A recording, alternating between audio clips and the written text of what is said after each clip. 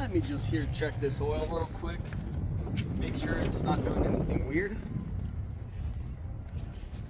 This oil is so light. Alright. So what went wrong? How'd I fix it? Right? That's always the question. I need to add about another half a quart. So what went wrong?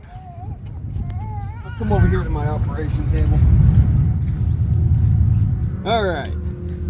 So we were doing a badass wheelie. And right when I dropped the front tires, it was about 6,500. And the car ran kind of funky. I have the tune to pull 20 degrees of timing out if the oil pressure drops below 25. Well, it doesn't do very good when that happens. And it died when we pulled up to our group. Didn't think anything of it. Hung out with the group. Went to leave. Car fired up and died. And that tells me that I have an oil pressure issue. I check the gauge, 0 pounds of oil pressure. We pull the sending unit, fire it up. With the sending unit out, no oil comes out of the sending unit. Big problem. So we ended up having to tow it back from China Wall, which was largely uneventful since I have an amazing group of people here that will always back each other up. Got back here and I had a suspicion. I suspected oil relief valve. The reason I suspected that is it makes great oil pressure all the time, and all of a sudden it made 0 oil pressure. Oil looked pretty good. Was a little ugly because I do believe it ran a little bit out of oil for a little bit, but it didn't look terrible.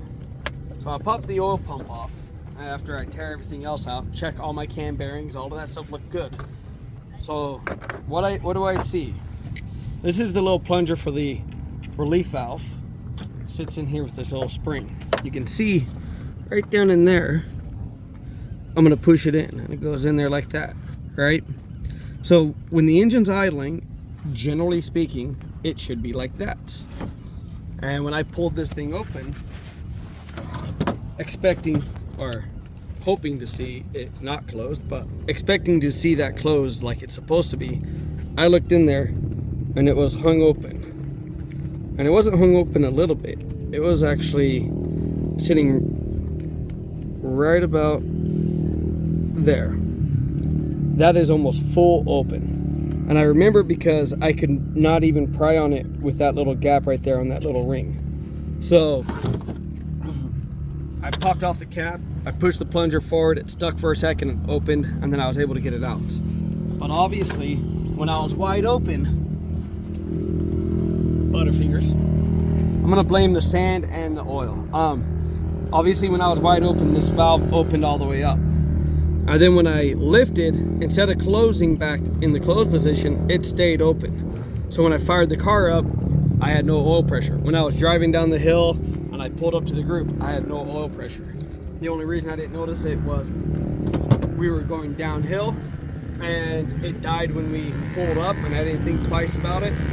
So I ran the motor probably a total of a minute without oil pressure. When we went to leave, I thought the sending unit was bad. And so I fired up the motor and I started to roll forward, and then I started to hear some funny noises come from the engine, so we shut it off really quick. That told me that the oil pressure sending unit was in fact good, and we truly had no oil pressure. And that was the collapsed lifters. There's no oil pressure on the lifters. The valve train sounds like a box of rocks being shook up. Not ideal. No knocking, no nothing. So now, car's back together. We just got to put the frame on, button it up. We're back in business. All because a little piece of something, little piece of dirt got into that plunger. $580 later, and a day's gone. Oh, a weekend's left. We're good.